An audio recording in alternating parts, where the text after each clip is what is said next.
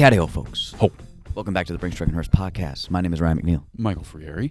And Mikey, what are we giving the folks today? Today, we got a little bit of a hodgepodge. Ooh, hodgepodge collage. Hodgepodge collage, one of our favorite types of videos here, because we can cover I like doing it. any basis, talk about anything. We can go off the rails here. Mm-hmm. And We do that anyway, but yes. we have the freedom to do it here. But today we got another version of our hot takes, and another Letterboxd guessing game. Oh. I think you're all in for a treat. Quite and a as treat. you can see, this is what was supposed to be the 2023 memories and what's in store for 2024.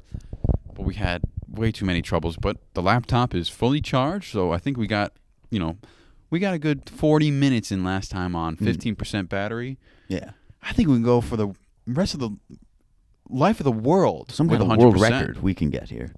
Absolutely. We can go to the ends of the earth here right now. And how many hours does the audio recorder have? The audio has about, it doesn't say there, but if I remember correctly, 399 hours. Okay, so we're getting there, folks. We're getting there. Yeah.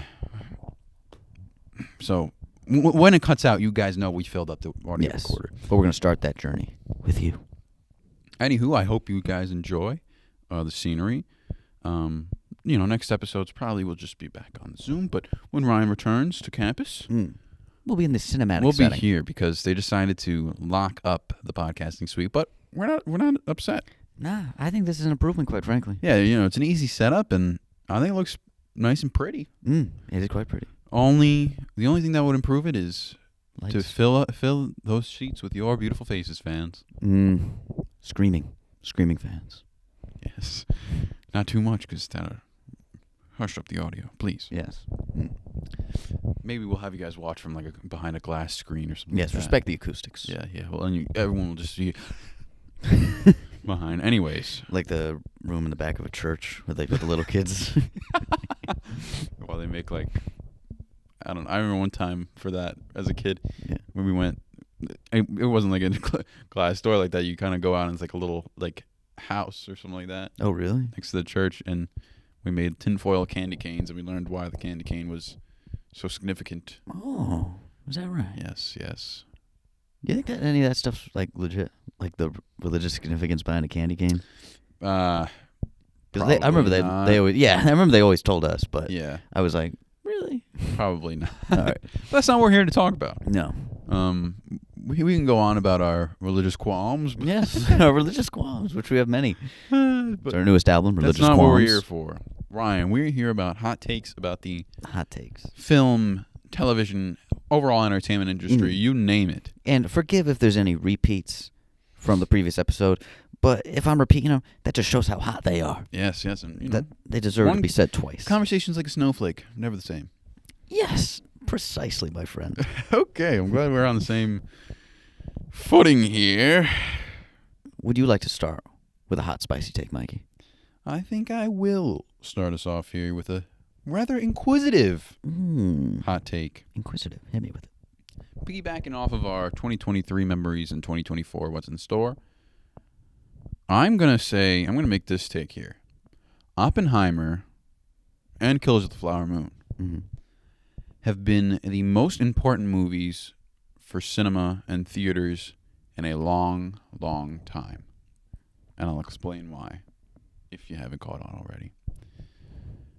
I'll speak for myself here, and I'm sure it's the case for a lot of people, but theaters really haven't been housing or meant to house, these actual movies of art.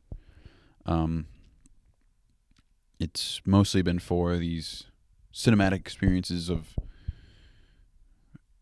screaming and surprises that came with the MCU stuff. And that's really the only time I went to the theaters, and that's the only time I cared about a movie. And I'm sure a lot of people my age can say the same. Yeah. And even my local theater, they barely have any showing times for any movie that comes out now, unless it's a Marvel movie. Like if you look at, say, what came out recently is The Iron Claw. That's a pretty big movie right now. Doesn't show.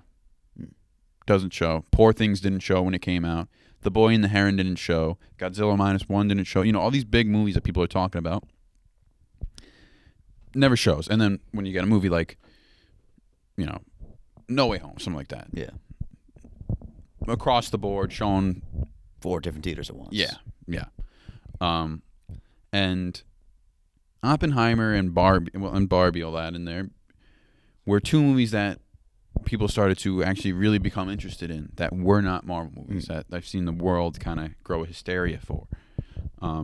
And it was really important that these movies hit. And Oppie did just that, and I think that got people much more into movies. Certainly did for me. It got me much more into going to the theaters because I could see how great a theater experience it is just going to see just going to see a movie that's not Marvel. And then Killers of the Flower Moon kind of had to drive that point home. It really had to hit here saying that, yeah, movies are great. You should come see them rather than just waiting for streaming or waiting for the buzz. If you're interested in it, you should come see it. And I hope that did it for everyone else, but it certainly did for me. It got me to go see The Boy and the Heron before it came out. And I'll probably see more other than Marvel movies in theaters for many years to come. I remember even like 2018-19 when superhero like mania was at like its height. I remember still being like, and I bet you've probably felt the same, like I wish like there was like more different stuff coming out, more different stuff like being pushed to the top. So I am even kind of happy that we have this point now where even though we're not getting as great superhero stuff, that we are at a stage where more different stuff, a variety of stuff is being pushed to the top. Yeah. And a lot of like more fine art, if you will, high art, if you will. And especially after COVID, where theaters were struggling, people weren't sure like what was going to survive, what wasn't going to survive. Like I don't even care about Top Gun at all. I didn't see it, but what it did for like theater distribution, I admire. Yeah. And then Oppenheimer nearly making $1 billion, like I think that's monumental for what it's going to do for other movies, because people are going to say, oh, now we can take a risk on X, Y, and Z, because Oppenheimer almost made $1 billion. Same with Barbie made $1 billion. I think it just shows like just make a good movie. Yeah. Like no franchise, nothing. So that's a very good point. And Kills the Flower Moon, I don't know if it did great, but the fact that Scorsese got a movie in theaters, a 3.5-hour movie in theaters, and it's not like it tanked incredibly. And people cared enough to go see it. People cared enough to go see it, and it's getting recognition. Yeah. Is the more important thing than the dollars and cents. So the fact that these movies are back to being like pushed to the top and more recognized than something that might honestly fly under the radar back in the day. So that's a very good point, Mikey. Thank you. Yes. And I think it is a bit of a hot take saying those are the most important movies of the last couple of years. Yeah. But excellent reasoning. I agree. Thank you. I'm in agreement. Good. I'm glad. I'm glad. Now, back to Marvel. I have a Marvel hot take. Okay, here we go. I don't think... We have 399 hours, Ryan. Okay. You sure you want to talk about Marvel? I'll keep it at 300. Okay. I don't think Phase 4 is that bad. Now remind me, what is technically Phase 4? Okay, I'll run through. I really don't know. I think WandaVision is good. Now, am I saying any of these things are great or amazing or incredible stepping stones? No. But I think WandaVision's good. Falcon and Winter Soldier was good. Black Widow was good. Loki was good. What If isn't really even canonical. Shang-Chi was great. Eternals isn't good. I'll give you that one. Hawkeye was great. No Way Home was great. Moon Knight was great. Doctor Strange was good. I really liked Ms. Marvel. Thor Love and Thunder I thought was good. Like, a lot of people hated it. I didn't see anything wrong with it. She-Hulk was whatever. Werewolf by Night was fun. Wakanda Forever was really good. And then the Guardians Holiday Special. Like, people were shitting on Marvel hard. Has Phase 4 ended? That's the end of Phase 4. Yeah. Oh, okay. And, like, people were shitting on Marvel hard during that stretch. And, like, saying, oh, it's not the same, it's not the same. I look back and I'm like, they're not... I'll admit they haven't done as well of, like, building up into something further and getting you really, really excited about the future. But with that lineup, I'm like, I enjoy all of those movies, though. Almost all those products. It seems like Phase 4 was more of a filler phase than... Yeah. Yeah. Looks like the groundwork might be laid here in Phase 5. Yeah. Is that what we're in here? Yeah, which... 4 comes... Because 5 5 we've had Quantumania, which sucked. Guardians 3, which is good. Secret Invasion, which sucked. Loki Season 2, which was really good. And that's all I've seen from that stretch so far. So Season 5, Phase 5 is the most hit or miss. Okay. Yeah, I'll agree. I think maybe in hindsight, if people were to return to these things, they'd probably say the same. Mm-hmm. I think it was just because of you're coming straight off of Endgame. Mm-hmm. And it's kind of really hard to follow up Endgame so soon, too. I think it was just a year in between, which is soon, really. And you're coming off the biggest movie that Marvel's had, and now people were like, it's at the peak of their popularity, and they're like, what's next? What else is coming? And it's really just, you know, these, like I said, filler kind of things. Yeah. Except for, you know, like, well, in No Way Home, that's not really, you know, it's kind of just, it's good. It's closes the plot of, or maybe reopens, who knows? Yeah. Of Peter, PT, but it's kind of a filler in the terms of the great, in the great scheme of things. Yeah. And I would also say that, like, a lot of people are like, oh, like, Marvel back in the day was better. Like, what about back in the day where it's like the smaller stuff or more streamlined stuff, I guess you would say. It's like in the first 5 years of the MCU, we got Iron Man 2, Thor the Dark World. Like, no one's rewatching those movies. It's not like it was always hit. Yeah. Like, I don't know what it would be. Phase 2 and 3, I guess, is when, like, they, like, were practically, everything was a hit. Like, commercially and critically. Mm-hmm. But I still think it's still passable. I don't think they're, like, this, like, atrocity anymore. Like, just because things aren't going as quickly as maybe people want them to. And things are definitely messy now. But I can still look back at that list and say I would rewatch almost all this stuff. Yeah. You know, even when you're listening it though, I was kind of like, damn, I even forgot that even happened. Like Wakanda Forever, I forgot I even watched that and stuff like that. But yeah, which it was the sad thing is, like, one of the great things Marvel is, like, the future movies make, like, the earlier movies better because you can, like, put everything in, like, a perspective thing. Yeah. But, like, we haven't seen Shang-Chi, so, like, if Shang-Chi just exists on its own, like, it'll still be a really fun movie, but, like, it won't have that same impact. Yeah, you know, you can. I'll always say, like, a standalone movie can get the job done better than these things, but the MCU doesn't give that factor any room to breathe. You know, a movie can't just be a movie on its own anymore, and that's just because of the nature of the MCU. So. Although I am also in agreement here. I think you're onto something. Right. Yeah, I mean, there's always been hate on the other side for these, you know, Marvel CGI fests, but I always found good fun in them. And I am honestly kind of hoping that DC starts to, like, pick up. Yeah, that's one, because I gonna be want good interesting. movies, but two, it'll get MCU on its game. If they're like, yo, like, Superman Legacy just made $1 billion. This new Batman movie made $1 billion. And if, you know, DC is picking it up a lot more and Marvel kind of falls to the wayside, they might hit a full reset button. That kind of just, you know, I'll stick to DC then if that's the case. If that happens, that happens. Yeah. I would love to. Because DC has better characters, Here's quite some frankly. doors open. I hope no one's coming in. I hope to. All right, Mike, what you got for your second hot take? Okay. Pixar. Let's talk about another franchise. Pixar, yes. Pixar needs to take a break. Yes. Just for a little bit. Mm-hmm. Let's see. What has been their most recent movies here? I can definitely say I feel like they have released movies with a much higher frequency than what they usually would. Yes. And none of them have really, since.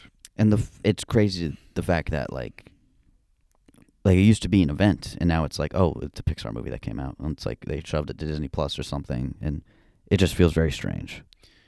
Since I mean, personally, I think Soul and Luca have been some of their best, but yeah, Soul and Luca are fantastic. You got Turning Red, Lightyear, Elemental, Inside Out 2, which has the makings of a great movie, and this Elio thing, which I don't know what that is. Don't know how that's gonna be. But yeah, I mean, the fact, Turning Red, Lightyear, Elemental, 3 movies that have come out in the past couple of years. Turning Red and Lightyear have been the same year. Oh, okay, yeah. And that's already 3 months apart. Yeah, like, that's bizarre for them. Yeah. And maybe it is just because of a COVID logjam, but still. Yeah, okay. It's not like them to rush things. Mm-hmm. And yeah, 3 movies which, like, not a lot of people saw, like, that weren't, like, heavily advertised. Elemental got, like, no marketing whatsoever. Yeah. And to be honest, it did not need marketing because it really was that so-so. where Yeah. it's like, I could take this or leave this. Yeah, and you look back, like, they used to be about one a year. Mm-hmm. Like, Cars, Ratatouille, WALL-E, Up, Toy Story 3, Cars 2, Brave, Monsters U. Those were all year after year after year. And then 2014, there was no movie. Then they came out with 2015. 2017's 3 months apart. About. Yeah, one was Cars 3. 2015 was the same. Oh, no. No, I'm looking at the wrong thing. But yeah, all in all, I think they just need to recollect themselves. Because this Inside Out 2 is coming out this summer. Oh, and then this Elio thing's coming out the summer after. Okay. So I'm hoping that kind of holds with what they're doing. That they just kind of. But the Elio thing does not seem interesting to me. I don't know what it's about. What is it about? It's like some space thing. You just watch the trailer is not that compelling. Okay. But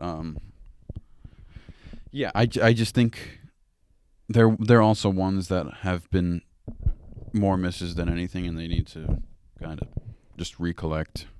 Yeah, because I mean, as they showed, I think with Soul and Luca, like they can still make some really really quality stuff. Yeah. It's just I feel like those felt like they had a lot of time and care went into them, both animation wise and the story. Mm-hmm. But you see, Bob Iger, he said there's a Toy Story 5 in development. Like earlier this year. Yeah. How do you feel about that?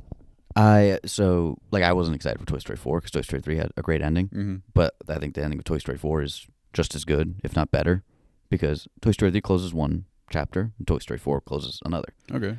I did see somebody say, it's probably completely a rumor, that Toy Story 5, the plot could be Andy's like trying to reunite all his toys, like when he's grown up, which I think could be interesting. I don't know. That kind of like wipes Toy Story 3. Yeah, that he says goodbye to him there, but I don't know. I think there's a way to do it because I didn't think Toy Story 4 would be as good as it was, and I thought it was fantastic. So yeah, I haven't seen it yet. It's definitely on my list. it's really good. But if I were Andy in Toy Story 3, I've thought about this. Yes. I would have just kept my toys, put them in a box, and save them for my kids. Like what? Why? Why are you giving them away? I know. You're a handsome guy. Well, you're gonna have give them to your kids. Well, Bonnie's gonna play with them now, though. He won't have kids. All right. Well, I mean, He's gonna save them for 20 years. okay, fair enough. Yeah. Fair enough. But Are you gonna give all your Legos to your little Mikey Jr.? Legos is a hard thing to kind of re-gift because it just always happens that there's a piece missing in the deconstruction. And like it's kind of stupid saying here's a fully built Yeah, that's fair. shoe. Or Here's a fully built shoe. I do have a shoe set. Oh, you do? Yeah, it's like an Adidas shoe that they did. Oh, that's cool. But I'm Toy Story. I'm never opposed to new Toy Story, even though I haven't seen seen Toy Story 4. I'm just happy that their lives are still going on. I think they can make it work. And even though I haven't really, they've had a few kind of, it's called missteps. These last 3 movies, I still have faith in Pixar more than almost anybody. Yeah. So yeah, me too. I look forward to I know every Pixar movie is going to have some quality to them. Alrighty. This one may, I'll go a little philosophical on you. Ooh. A little philosophical. I think you should only remake bad movies. Let me explain. The movies that should be remade are ones that are either mediocre or bad, but have good ideas, have good plots, where everything else went wrong. Just, it was the wrong director, or budget-wise, something wasn't there. Or maybe way too early for its time. Yes, or way too early for its time. Thing. Yes, yeah. There's a lot of movies that are like trying to be big, sprawling epics made in like the 20s and 30s that might be impressive for the time too, but could be on another level nowadays. Movies like that deserve to be remade. Mm-hmm. And I mean, I'm not breaking any news saying like, don't remake great movies that can't be improved, but I think remakes should exist. They should be there to like improve movies that are kind of iffy. Okay. Because I think technically, what was it, Rise of Planet of the Apes is a remake of one of the older Planet of the Apes movies. Yeah, basically. And apparently that's pretty highly regarded. Rise is great. I think it's fantastic. I'm talking about the original. I know. The I know original is the current trilogy, and they're making a new one. But those are really highly regarded. Yeah, because I think it's the third or fourth one they made. It's the fourth one they made, where it's about like the ape uprising, like how they came into power, and that's what Rise was in 2011. Oh. So it's a remake of one of the pretty bad Planet of the Apes movies, but it does it really well. It just tells the same story, but they do it much better. You're talking about the one with Andy, like these are all with Andy Serkis and stuff? Yeah, the Andy Serkis one. They It was the remade first one Andy that they Serkis. made? No, one of the ones from like the 80s. Oh. And the first Andy Serkis one is a remake of one of those. Oh, yeah. That's what so you're saying that they remade the original, or like one of the originals. How many originals are there? They made a Planet of the Apes in like 68. That was the first one. They remade that with Tim Burton in like 2001, which nobody liked. Oh, so you're saying they remade that one? They remade the fourth one in the franchise. Oh, there's a lot of these. There's 5 original Planet of the Apes movies, yeah. Oh, wow. Yeah. Oh, yeah, I guess because they were trying to reboot this series. Yeah. Whatever. Yeah. And the fourth one's a prequel, so it wasn't like he didn't lose anything. Okay. And yeah, Rise is great. So that's just an example right there how it can happen. You can make it work. Or if you're going to remake something, just change the genre completely. Yeah. Like I think you could like make Singing in the Rain, make it a horror movie. Like you can do that. Like I think it could work. Yeah. Any movie can be good. That's what I've always felt. I agree. There's always something to be enjoyed. Yeah. Everywhere. So like, what do you think is a movie that is in desperate need of a remake? In desperate need of a remake. Let me think. There's a movie called Long Kiss Goodnight, which is really good, with Gina Davis and Sam Jackson. It's solid, but it could be really, really good. Mm-hmm. It's one of those movies where, like, if you put, like, Emily Blunt and Sterling K. Brown in it right now and, like, made it I don't know, one of the John Wick directors or somebody, or a Deadpool director, like, it could be really, really good. It's a fun, like, kind of spy action movie. So I'd probably say something like that. Okay. Yeah. Or what do you think about one that never needed a remake? Never needed to be remade? I would say, like, The Thing. Yeah, probably like The Thing. Any remake that where they just don't do anything, like really, and like nothing, like RoboCop or I don't even know. Or like one like Total Recall, maybe. One that did not need a remake, and they clearly only remade it just to make it westernized. Is you ever heard about Old Boy? Oh yeah, Spike Lee directed it, right? Yeah, and it was with Josh Brolin. Yeah, that's apparently it is terrible. Yeah, and the first one is I mean, I've seen it. It's an amazing movie. Yeah, I've heard it's an action masterpiece. Like, my guess is because it was, fully in Korean, I think. Oh, okay. They wanted to make it as accessible as possible. Yeah, so they wanted to capitalize off of the story and just make it, like, westernized so, like, Americans see it more, I guess. Is it, like, almost like the same exact plot, like shots and everything? I have no idea. I haven't seen it. I think it is, but I just heard it's really, really bad. Okay. Oh, I know the worst remake.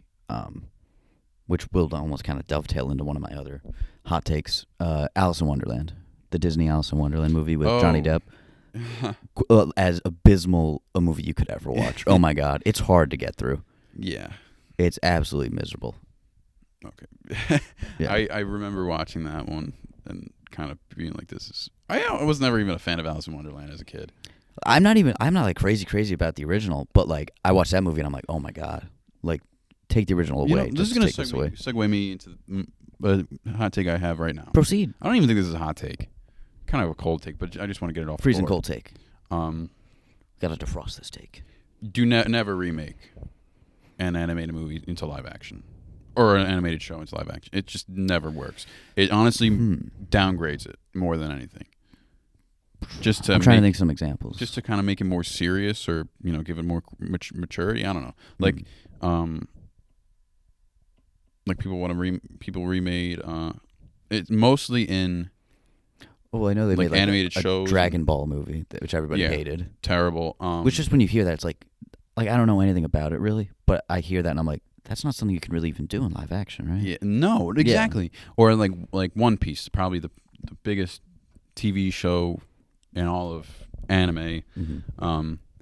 They made that into Netflix live action. I heard it's actually not half bad for an anime live action, but it's just why are we doing this? And then The Last Airbender, they want to remake The Last Airbender. Netflix is doing I heard about a live that. action thing. Yeah. I have zero interest. I'm not even giving it my time. Because it's like, why do we need a live action? I do not understand. Yeah, and Disney. And it's just retelling the same story. It's like, That's the thing. Like I said, I don't mind remakes if you like really do something different. Which, from what I understand, like the Disney Lion King, it's like the same exact movie, but it's longer and it makes you feel nothing. or the Little Mermaid remake. Like, I've heard it was does like an nothing. extra 45 minutes, and Yeah, when I hear everybody watch these movies, is like it's the same. Like nothing else happens in comparison to the animated movie, but it's so much longer. yeah. Somehow. And I will say the Jungle Book is good. The live action Jungle Book. oh yeah, I haven't seen Jon that, Favreau actually. directed it. It's really, really solid. But again, like I haven't heard anything good about really any of the other ones, quite frankly. Yeah, it's just like,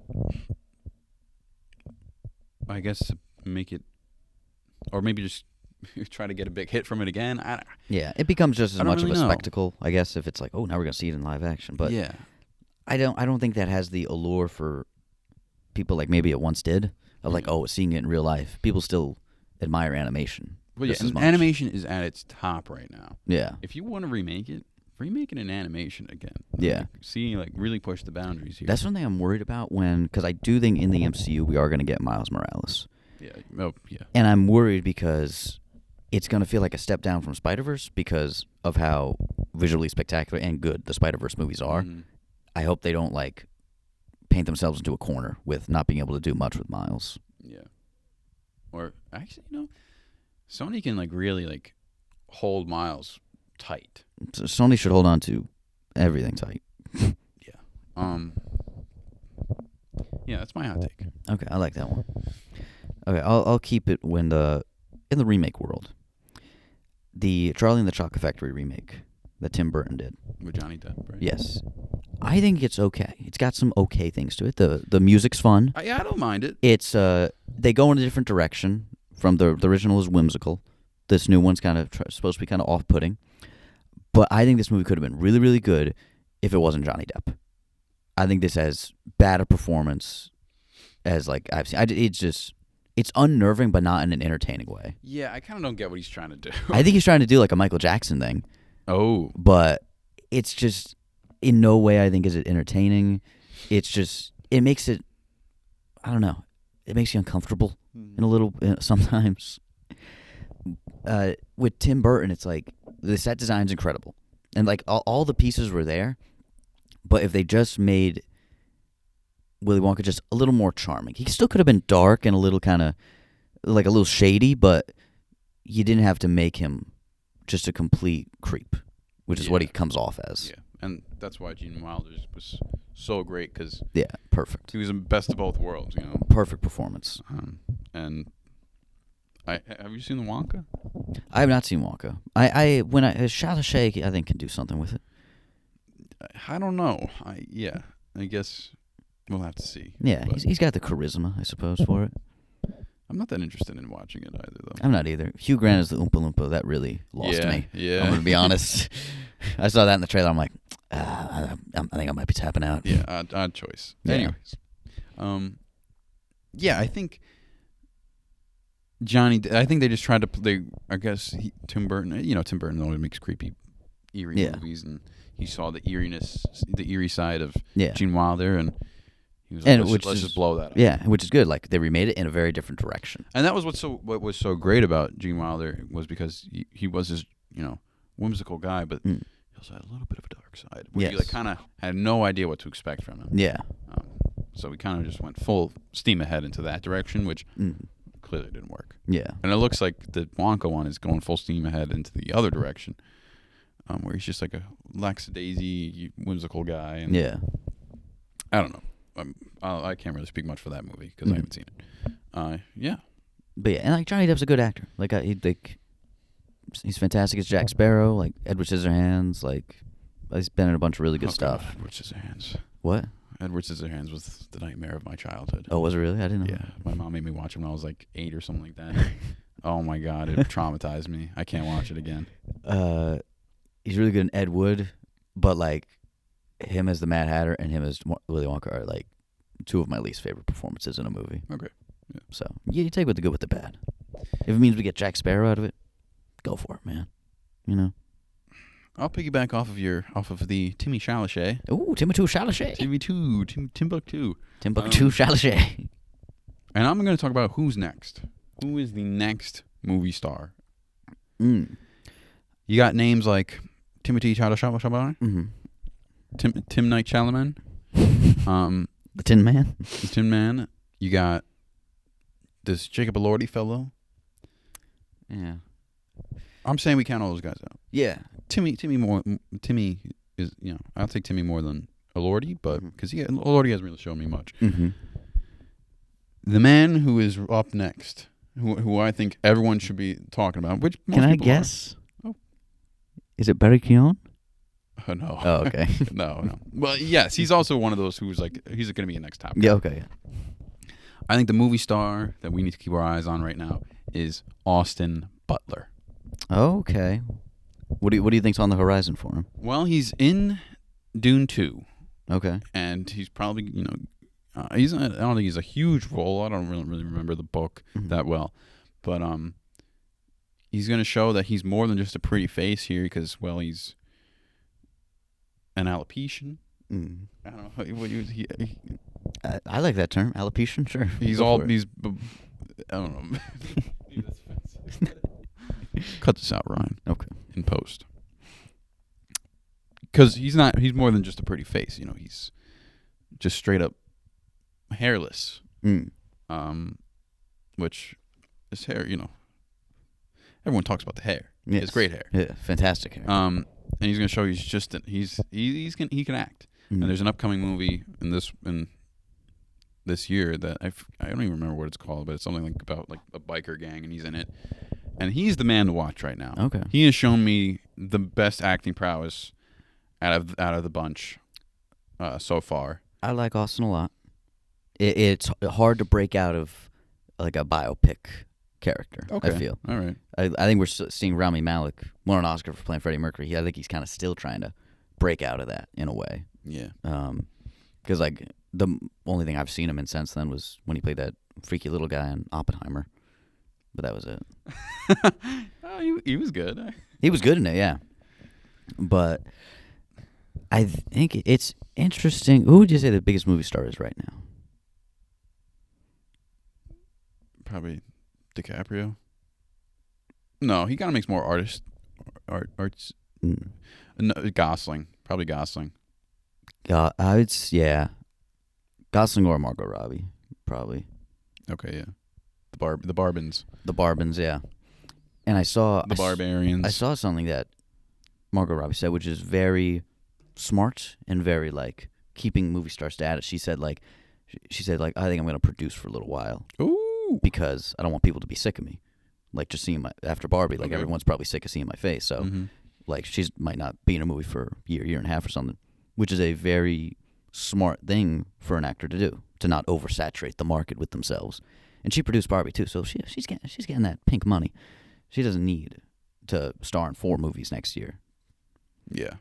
So I like that pick, though, Austin Butler. Yeah, he seems like a nice lad. I think he's the guy to watch here. Interesting. Yeah. I like that. And he shows that he's willing to go the extra step with his method acting, and I trust him with really any role after Elvis. Yeah, when someone takes on a behemoth of a role like that, you can hand them the keys to a lot of different things. Yeah, and I haven't seen like Jacob Elordi's Elvis version in Priscilla, but I don't know if they're even comparable. But I have no idea. I don't even know how much he's probably in it a lot, but yeah. I don't know how much real acting he has to do.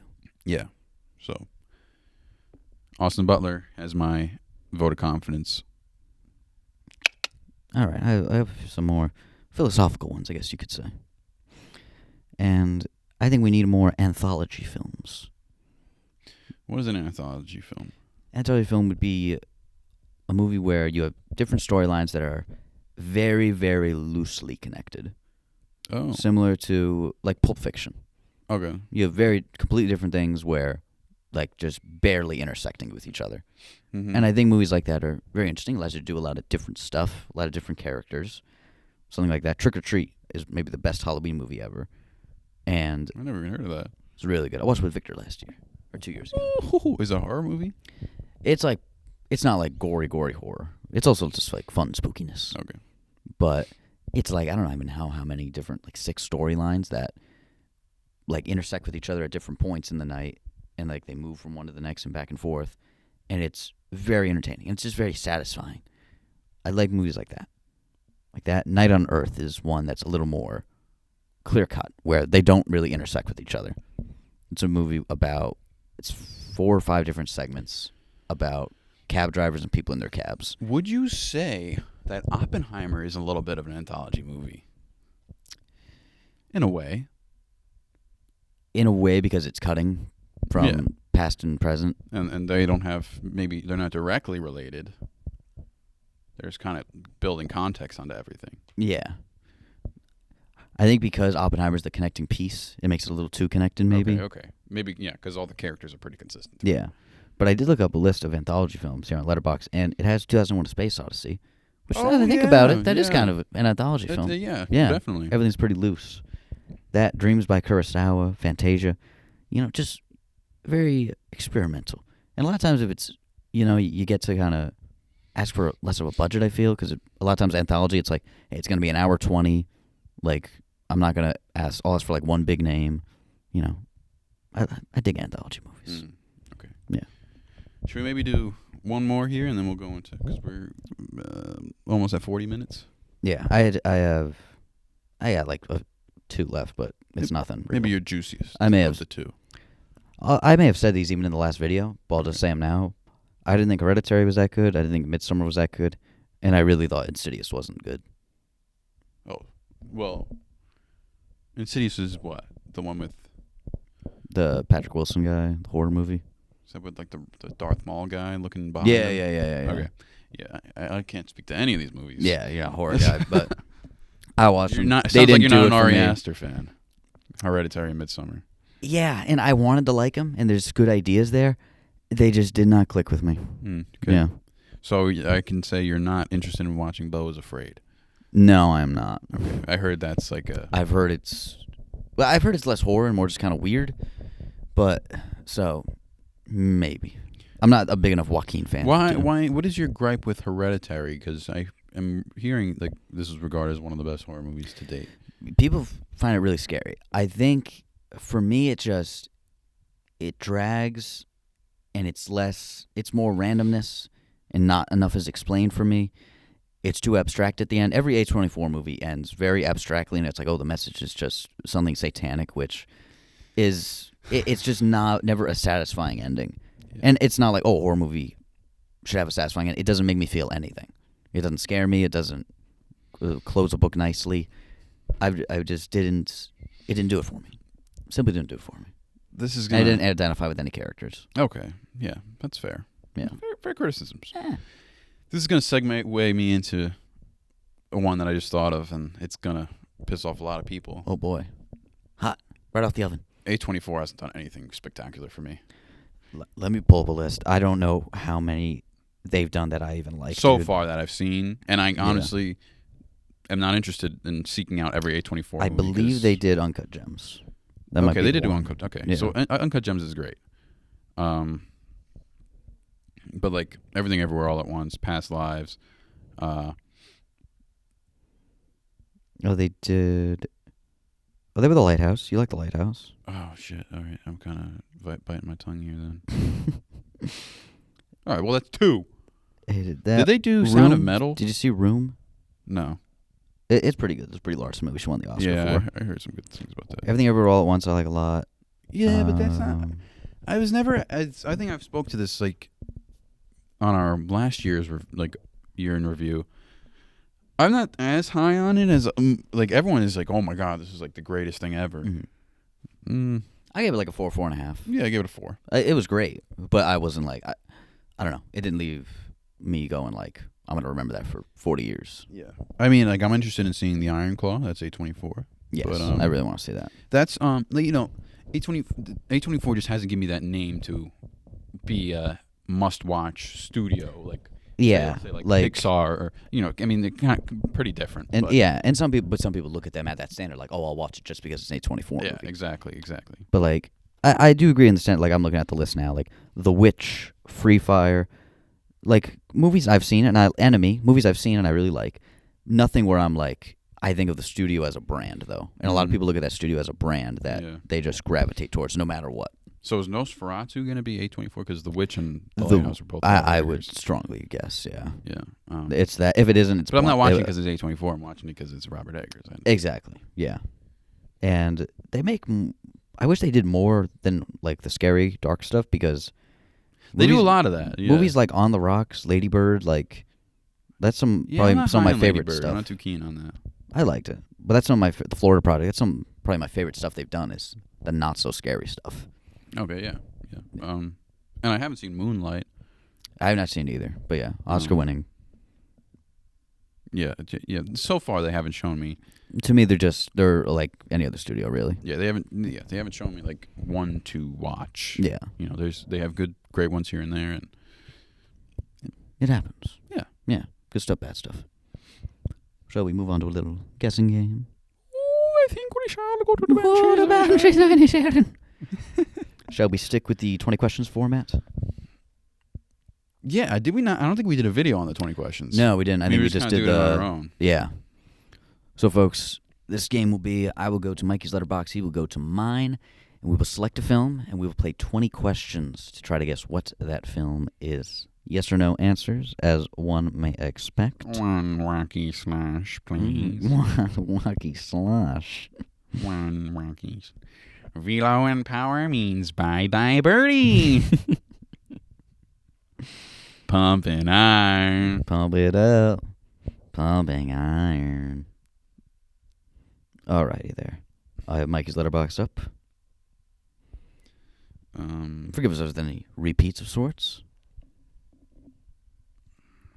How are you?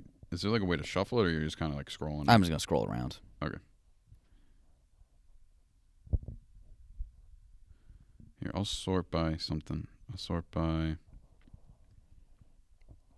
I'll let me pull up a Google Doc because I can keep track of notes and clues and such.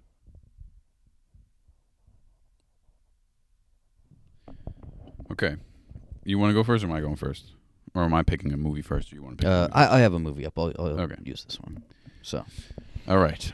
2000s? No.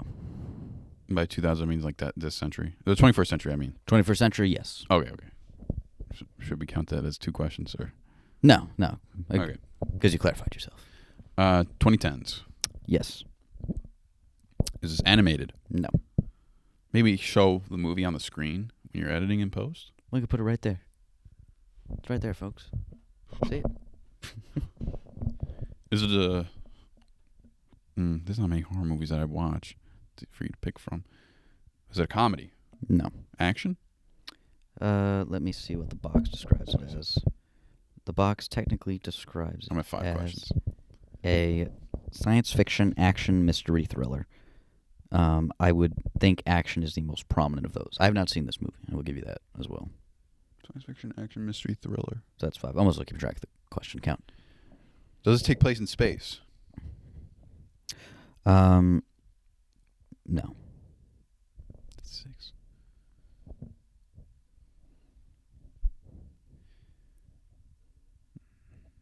Did I give it a rating higher than 4 stars?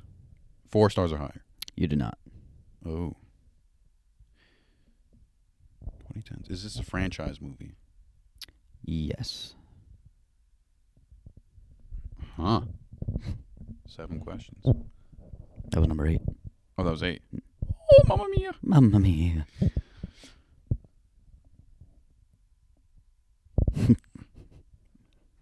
Is there a big director behind this? I don't think so. Is there a big... I don't know who this director is. So like an A-list main protagonist? Not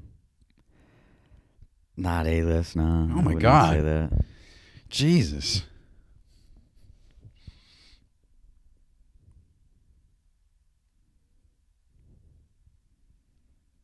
Is this like a well-known movie? Yeah, I would say, yeah.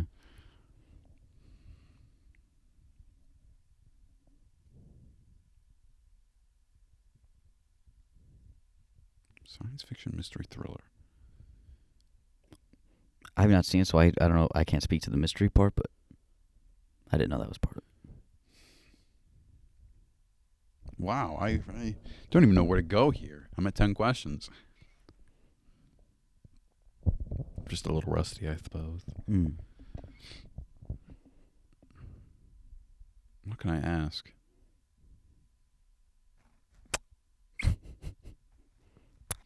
Is my rating lower than the average Letterboxd rating? It is not. Okay. You are one of the public who is bringing this rating up. Oh, I'm higher than it. Yes. Did I watch this recently? You watched... Oh, how do I tell when you watched it? Hold on. You watched it... Okay. I don't know if I can see that. I thought I was able to. Yeah, me too.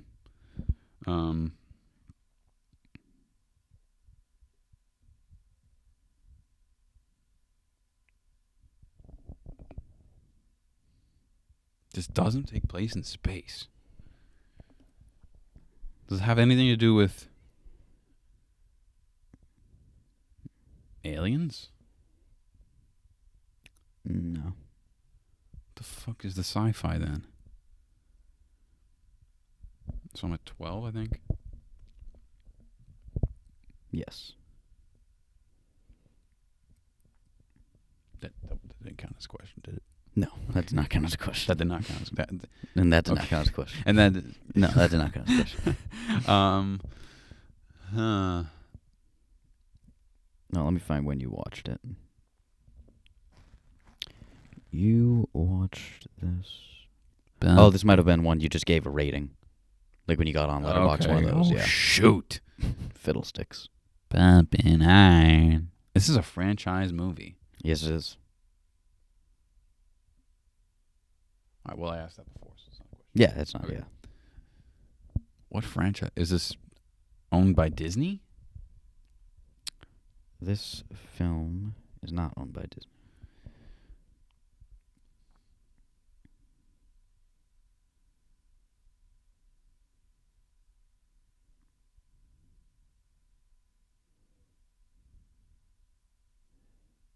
It is a Fox production.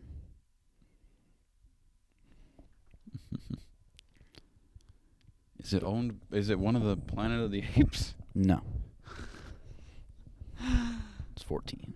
I I did give you a tough one to start. Yeah, it seems like it.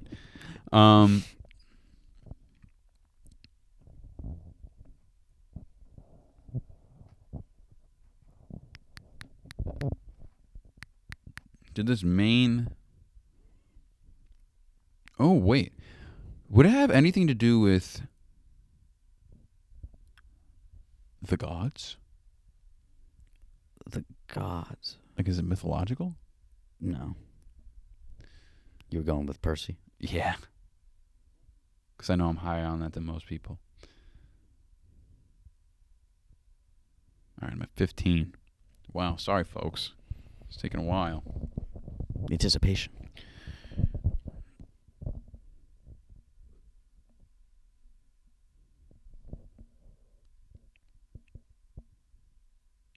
You haven't seen this movie.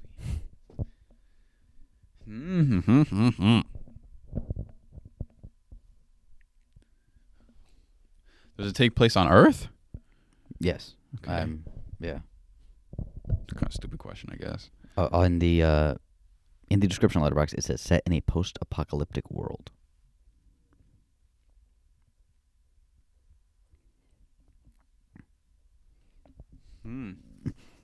So that's a leaning into the science fiction area. Does it have anything to do with zombies? Zombies. I don't believe there's any zombies. Not zombies, not aliens, not space. 3 questions remaining.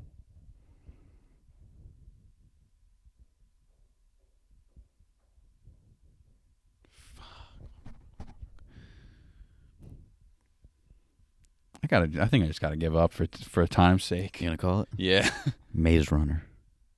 Oh, Jesus. Yeah, I wasn't going to get that. You gave her 3.5. Okay. Yeah. The average rating is 3.3. Oh, all right. Yeah. Okay. All right. Okay, Rye Guy. Mm-hmm. What we got?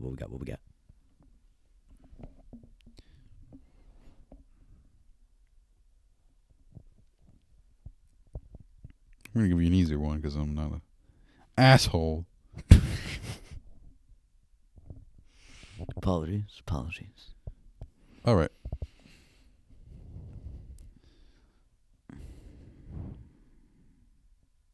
You got it? Yes. Okay. This century, Yes. 2010s. Yes. Second half of the 2010s. Yes. Okay. Is it a franchise movie? It's not technically yeah, I guess you can consider it a franchise. I don't know what a franchise consists of. Like, there's more there's Okay. multiple movies of this. Okay, no. Is it in a superhero genre? Yes. Is it DC? No. Is it Marvel? Yes. I don't know why you even had to Well, ask you that. never know. Okay. Marvel later half. Is it within the MCU? No. Not within the MCU. Is it within the Fox, like, X-Men verse? No. I'm really lost. I think you're at 7. It's not with the Fox movies. Is it... Did Sony make it? Yes. Oh my god, I have no idea what this movie is. Oh, come on, Ryan. I'm lost right now. Sony made it. It came out between 2015 and 2019. It's a Marvel property. Who is walking so loud? I know. Is it within, like, the Spider-Verse? Yes. Is it the Spider-Verse? The first one? Yes. Okay. I'll take a dog. Okay. All right. I won't pick something as obscure as The Maze Runner, so I won't go with How to Train Your Dragon 2. Go with.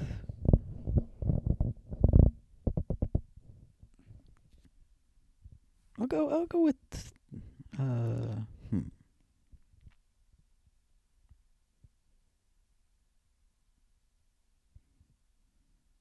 Yeah, I'll go with this one. First century. Or this century. Yeah, the first century. The Christ film. Yes, this century. 2010s? No. 20s? No. Okay. Animated? No. Franchise? No. I think I'm at 5 or something like that. Standalone movie. Okay. A renowned director. No. A renowned actor or actress. Yes. My God.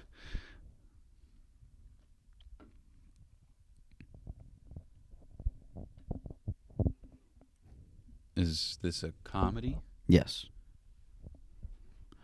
Did I give this a 4 or higher? No. Oh boy, Jesus, Ryan, Jesus. You're really killing me. Do you think this is easier than... I think it is. When you get to 10, I'll give you hints of why I picked it.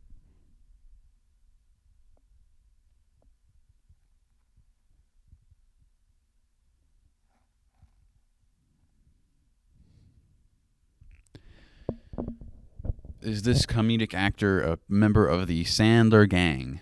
No.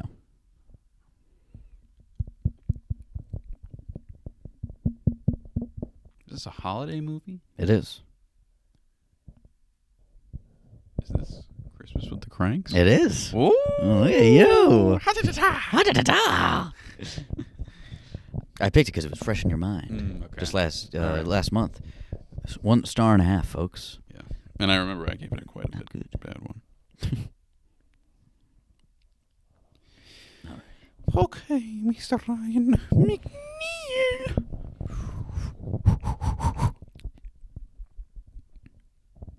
A lot of flicky doos on there. All right, since you're pretty good at this, you're better than me. I'll give you a little bit tougher, I would say. Remember the challenge. I want to stress All my right. brain. Here we go. This century. Yes. 2010s. Yes. First half of the 2010s. It's 2015. Okay. I could assume by the pause. It came out in 2015. Okay. Is it a comedy? No. Not a comedy. Is it an action movie? No. Oh boy.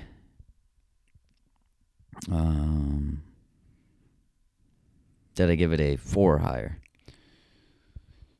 Yes. 2015. What are you looking at? Is it a franchise movie? No. Well-known director? Yes. Do you know how many questions you're at? Because I don't. Oh, like 7. Does that Okay. sound right? 7. Okay. Well-known director. Okay. Standalone movie. Well-known director. Well-known lead. Yes. Okay. 2015. 2015. Is it a director who made movies in the 70s? I'm going to say yes, but let me just Okay. check.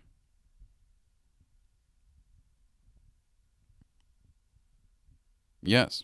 Okay. 2015.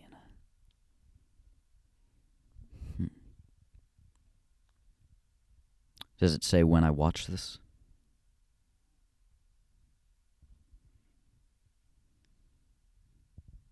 No, I don't know how to find that. 2015. I'm trying to remember everything that came out that year. Is it based on real events? No. No. Okay. Renowned director. It's not Nolan. Not Nolan. That's not a question. Spielberg came out with Bridge of Spies that year. It's not that. Scorsese did Wolf of Wall Street the year before, so it's not that. Directors. Is it The Hateful Eight? No. So it's not Tarantino.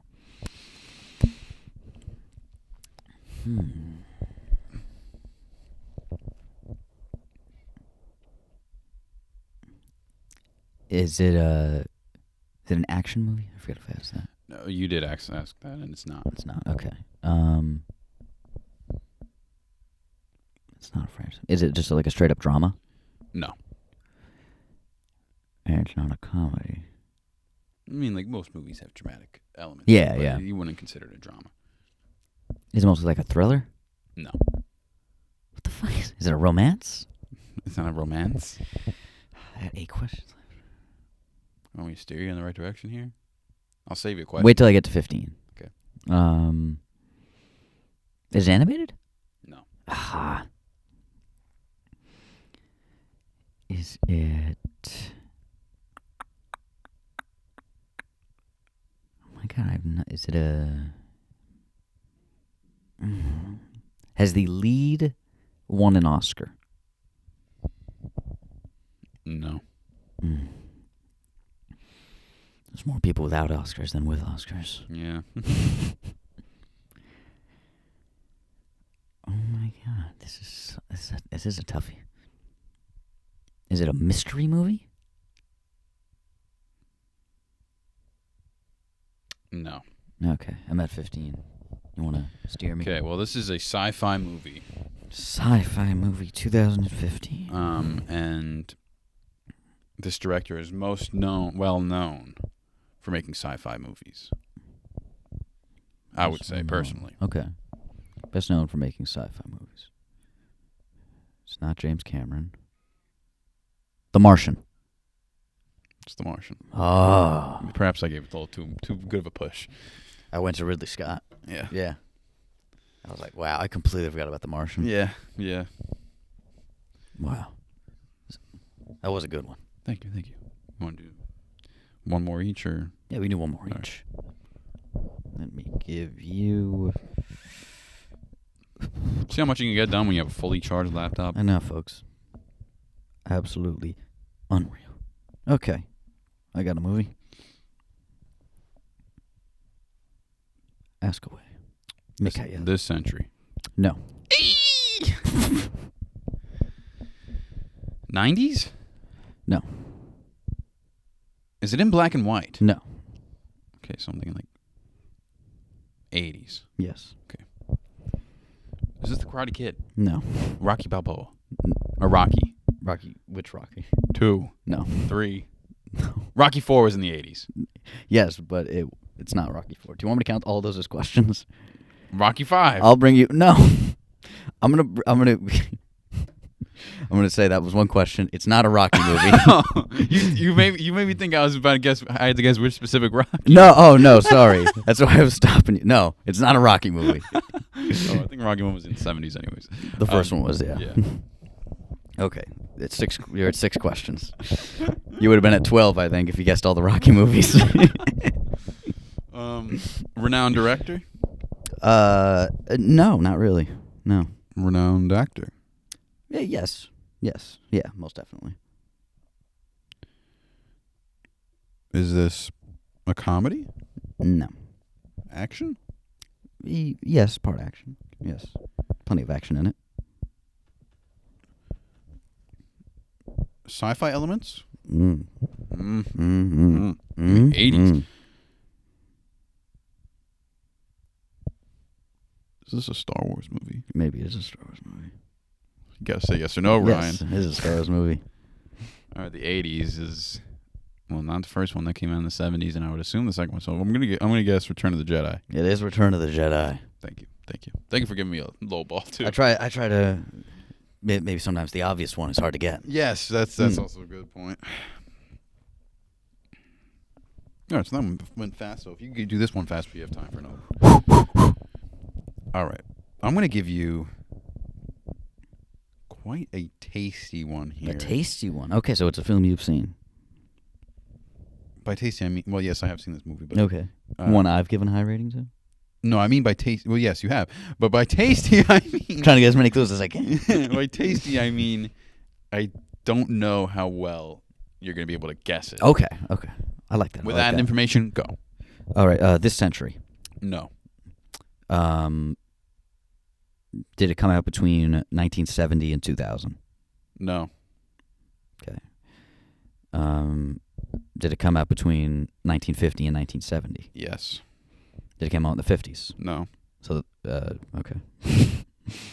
So it's a 60s movie. Was it the first half of the 60s? Yes. First half of the 60s. Was it a standalone film? Yes. First half of the 60s standalone film. Is it a comedy?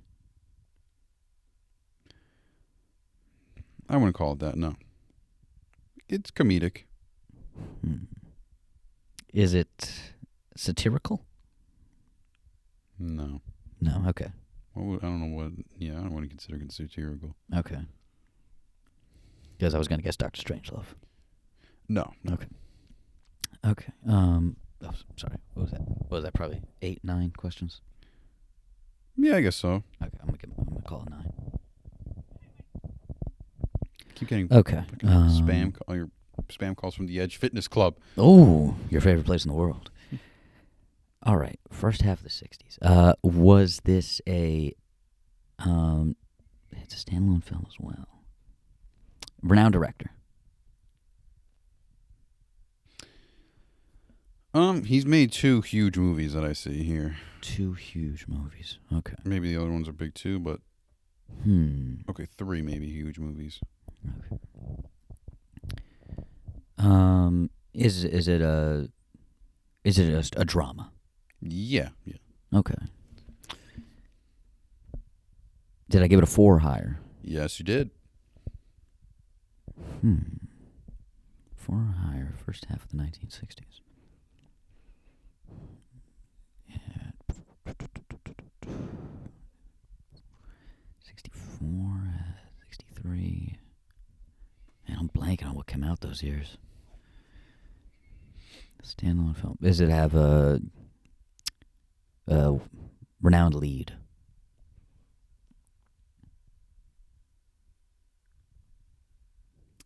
I don't think so. Not really? Okay.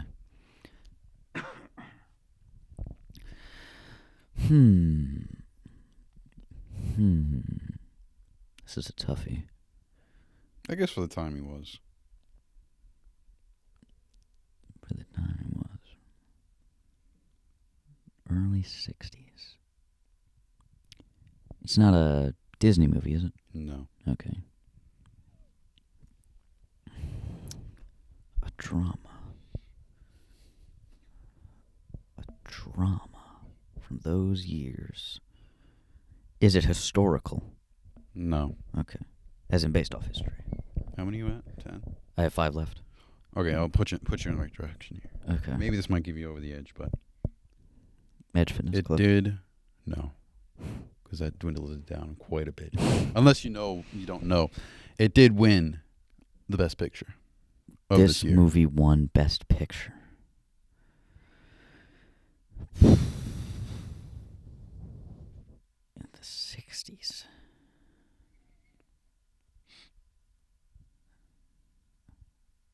Is it Kubrick? No.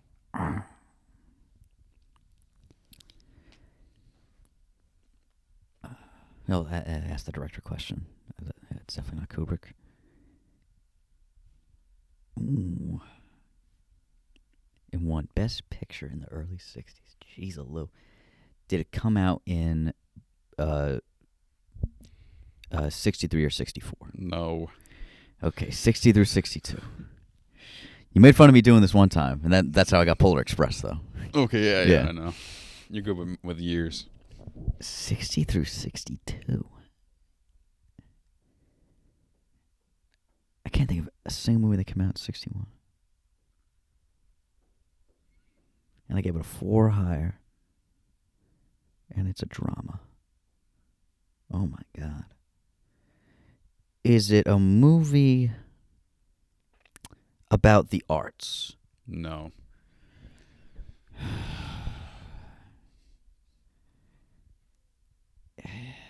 Is it... You want one more hint? No. Okay. I'll give you one more hint at 19.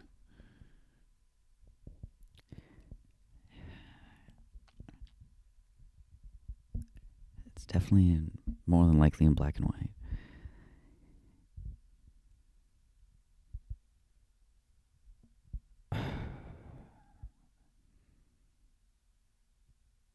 Is Jack Lemmon in it? Yes. Is it The Apartment? Yes. Woo! Nicely done. At the buzzer. Nicely done. Just started to picture black and white. And I was like, that one Best Picture, really? Yes, That's yes, nice. 1960. That's nice. Yeah, I know. That's nice. Should I wrap it up there? Yeah, why not? Why not? Yeah. We'll wrap it up there. We got we'll over have, now. We'll have more games for them. More games for More you. games, folks. Follow us on Letterboxd. Follow us on Letterboxd. Make sure to like and subscribe to the bt&h channel and Goo Television, as always. And we hope someday soon you'll see us again in these lovely red chairs. But for now, you'll see us back on the screens. And we wish you a Heidi. Woo!